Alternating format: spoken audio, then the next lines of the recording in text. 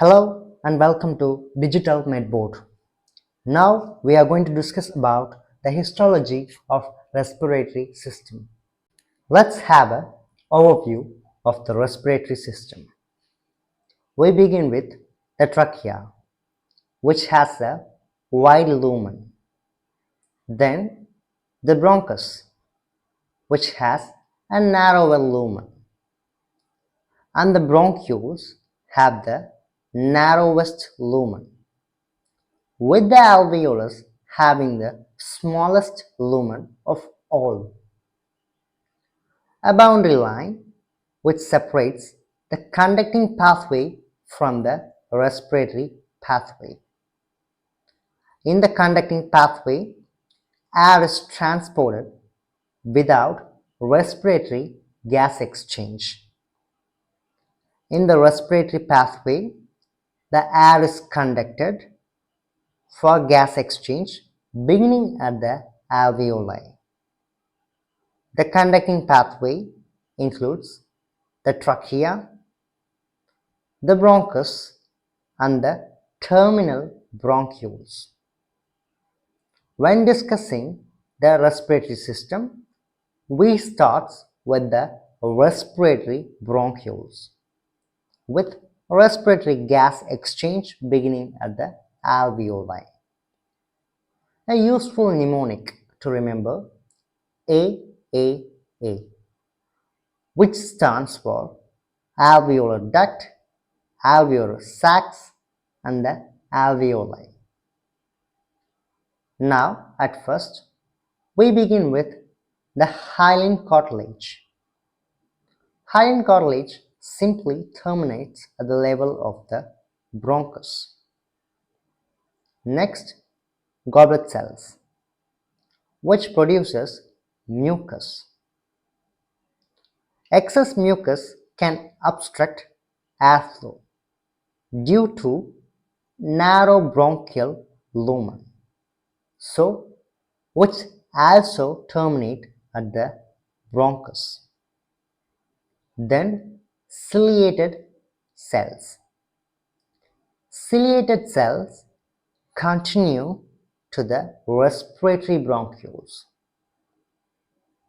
but starts reducing at the level of terminal bronchiole and are scattered in the respiratory bronchioles.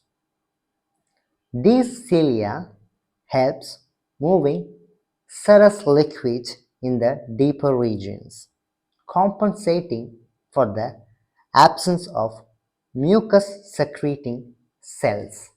And finally, epithelium. The trachea and the bronchus are lined with pseudo-stratified ciliated columnar epithelium containing goblet cells. The number of goblet cells decreases progressively and it is absent beyond the bronchus. The terminal bronchioles is lined with simple columnar epithelium with scattered cilia.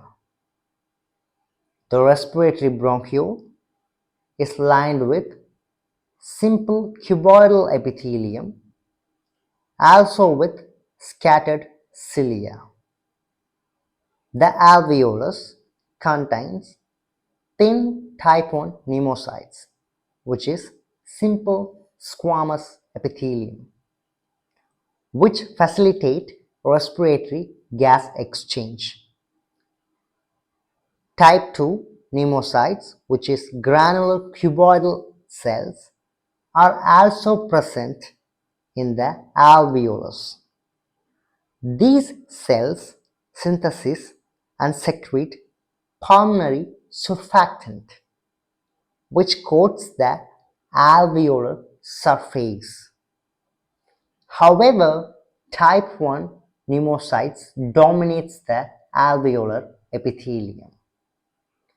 Remember, goblet cells and cilia are absent in the alveolar region.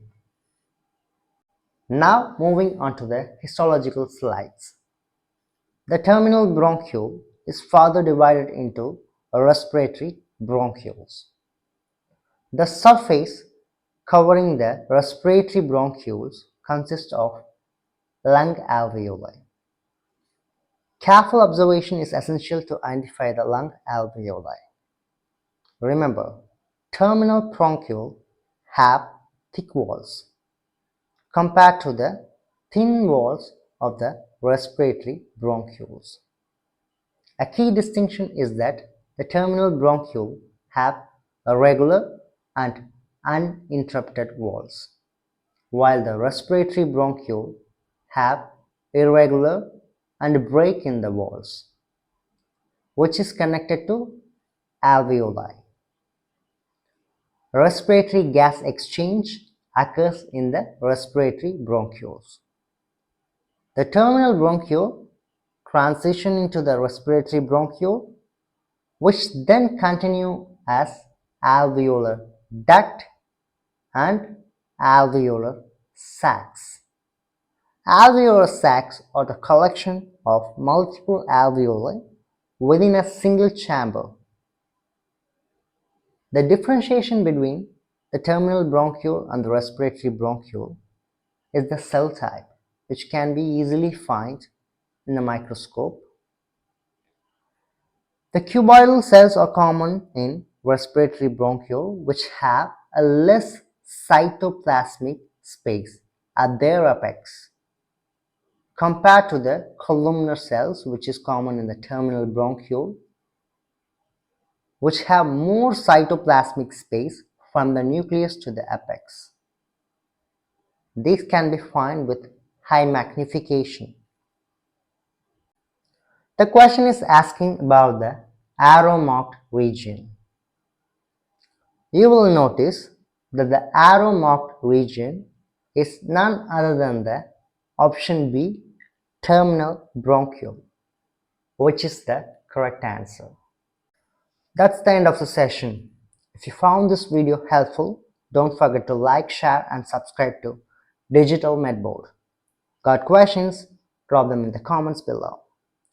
See you in the next video. Until then, stay tuned. Cheers.